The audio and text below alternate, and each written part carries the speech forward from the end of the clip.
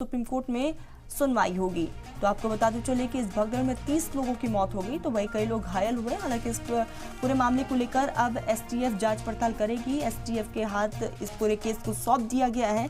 STF हर एक angle से इस पूरे मामले को लेकर तहकीकात में जुटी हुई है। तो एसटीएफ भगदड़ मामले की जांच करेगी, ये साजिश है या फिर एक हादसा है। हर एक एंगल से एसटीएफ की टीम इस पूरे मामले को लेकर तहकीकात में जुटी हुई है। दूसरी तरफ भगदड़ मामले पर सुप्रीम कोर्ट में भी सुनवाई होगी। हालांकि इस पूरे मामले के बाद से लगातार सीएम योगी आदित्यनाथ की पैनी नजर है और अधिकारियों से लगातार बातचीत का भी सिलसिला जारी है। और जिस तरह से यह हादसा हुआ जिसमें 30 लोगों की मौत हो गई, वही कई लोग इसमें घायल हुए।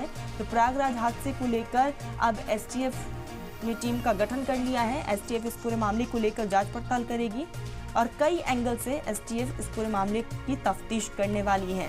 साजिश है या फिर हादसा, हर एक एंगल से इस पूरे मामले को लेकर एसटीएफ की तरफ से जांच पड़ताल की जाएगी, जिसमें कई लोगों के बयान भी दर्ज किए जाएंगे।